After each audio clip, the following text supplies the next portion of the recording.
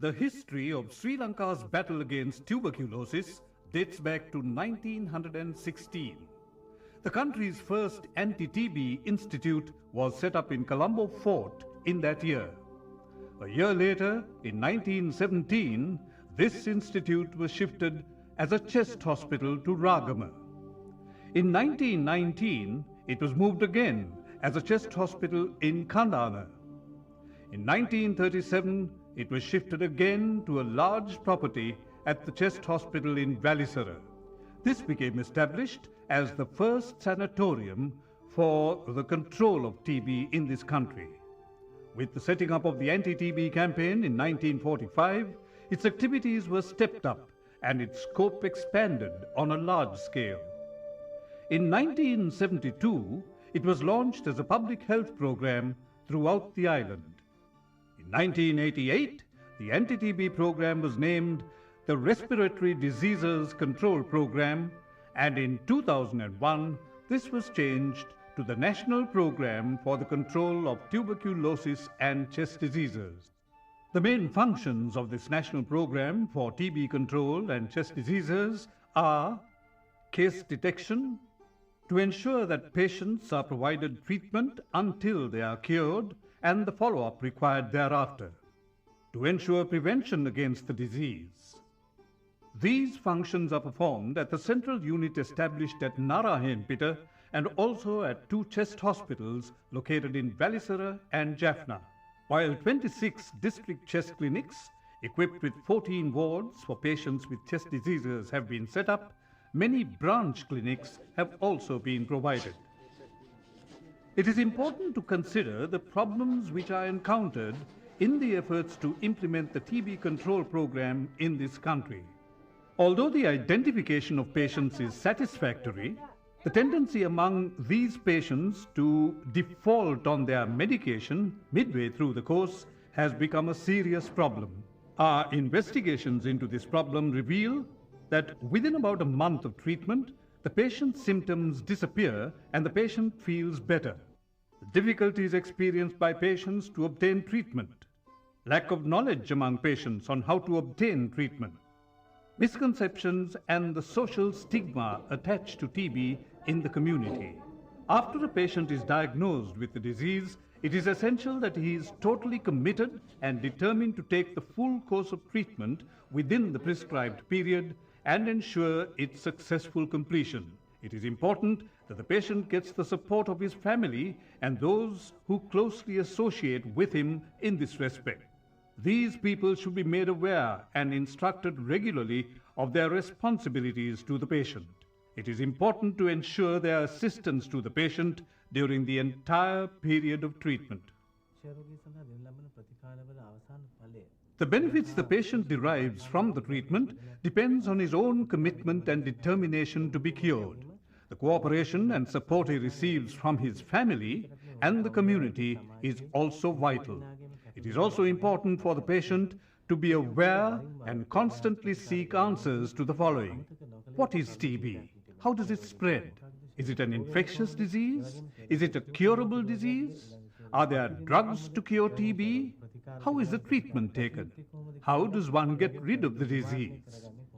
He must be sensitive to all these factors at all times and pay attention to them.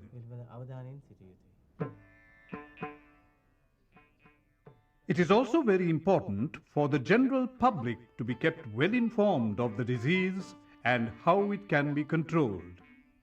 They should have all the answers to the questions posed by Dr. Sooriyaarachchi about the disease.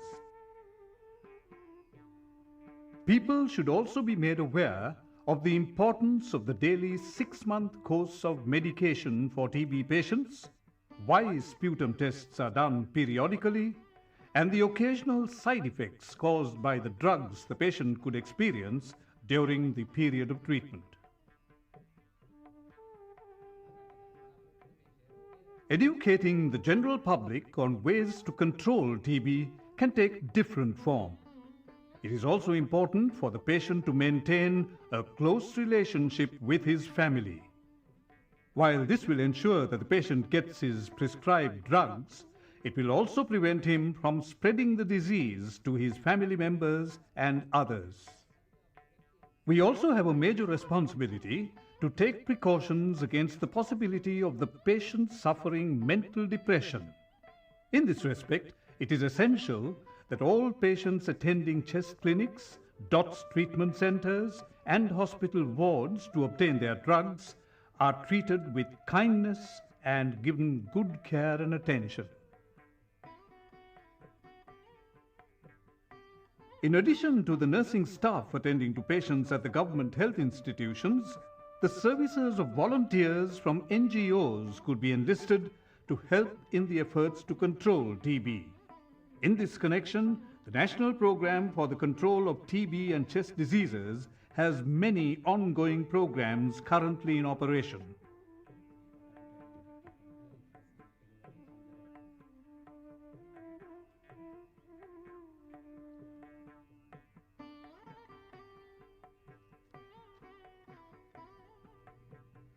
ක්ෂයරෝග මර්ධන කටයුතු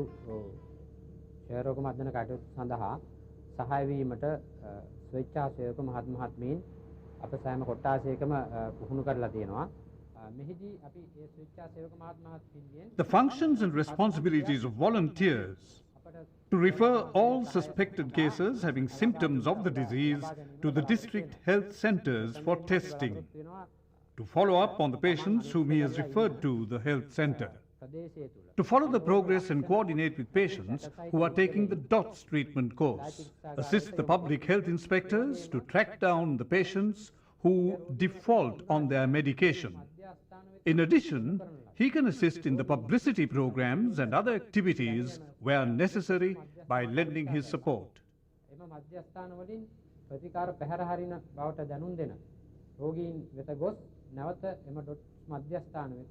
එම රෝගීන් යොමු කර ගැනීම බලාපොරොත්තු වෙනවා.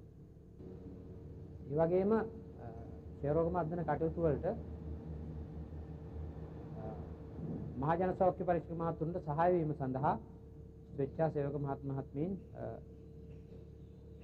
ගේ සහාය අපි ලබා ගන්නවා. The commitment of voluntary organizations towards the control of TB can also be extended to the following areas: taking responsibility for ensuring that the patient takes the prescribed medication and thereby help him get cured. Give the patient a sympathetic hearing, show concern for him, and be constantly involved, thereby encouraging him and increasing his motivation and commitment to getting cured. This in turn will prevent the spread of the disease within the community. Additionally, enlisting the cooperation of universities and various other government institutions is important in order to achieve success in the TB control program. One of the main reasons for infected patients defaulting on their treatment are the social misconceptions and the stigma attached to TB. We have a huge responsibility to change these false notions people have about TB, which is a curable disease.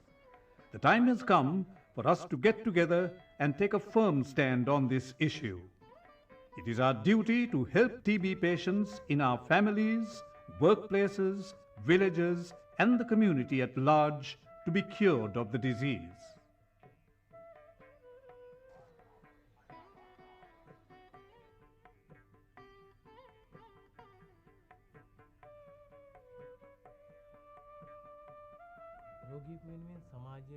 Among those responsible for helping a patient to be cured of the disease are members of his family, his friends, and society as a whole, who should consider it their duty to assist the patient to get rid of the disease. They can help in several ways: taking patients who have difficulties to the clinic and also getting them motivated to take their medication conscientiously, particularly in view of the high incidence of patients defaulting on their treatment midway through the course. In this context, the patient's family must conscientiously provide him with every possible form of support to get cured, and thereby ensure that he does not infect other members of his family. Providing assistance to patients having the symptoms of TB and who have difficulties attending the clinic for diagnosis is an important service the community can render. Similarly, patients who have problems traveling to the clinics to obtain their medication should also be assisted. Special attention should be given to preventing the disease from spreading. This can be achieved by using the correct treatment methods, which will ensure complete cure, thereby preventing the spread of the bacteria. Patients should be told to cover their mouth and nose with a cloth or handkerchief when coughing or sneezing to prevent the germs from being released into the air. The patient should also be instructed not to spit out sputum and phlegm all over. Since TB patients cough and throw out sputum constantly, they should be provided with a container into which they can spit and collect their sputum and either burn it or bury it. It is also important that patients are accommodated in rooms with good ventilation and sunshine. Sunlight destroys TB bacteria. The precautions and care taken to cure a family member or someone close to you of the disease will help to prevent the spread of the disease.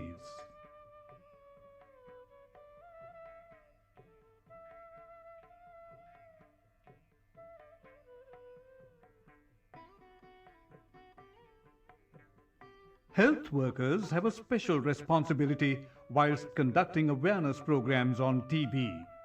In the early stages of treatment, it is important that patients and their families are kept well informed about the disease, both verbally and by means of literature. They should also be clearly advised on how to obtain treatment for the disease. The patient and his family should be informed of the benefits of obtaining medication from government health institutions. These are: no expense is incurred on drugs, the best TB drugs of guaranteed quality available in the world are obtainable free of charge, being able to complete the course of prescribed drugs within the specified period, the availability of correct and accurate information about the disease, the facility for patients to obtain medical leave, the facility to go before a medical board and obtain a certification on the patient's fitness to attend work, the entitlement of financial aid for patients who have financial difficulties. To conduct public awareness programs by means of group communication activities, especially involving teachers, school children, and staff of service organizations. This message should be conveyed to various groups in the community through the traditional media. Street dramas are an excellent means of communicating the message.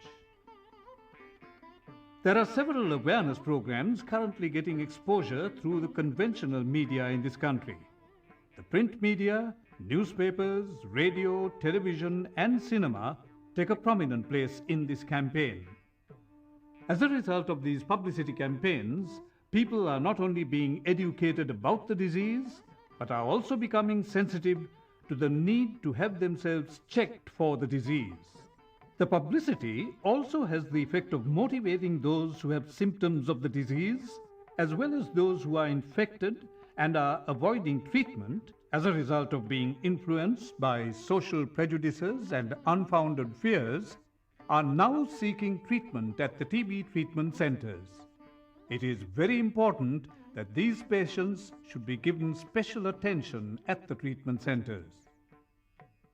A combined and well-coordinated effort by all those engaged in the health services, both government and non-government organizations, and society as a whole, can help to create a tuberculosis-free Sri Lanka.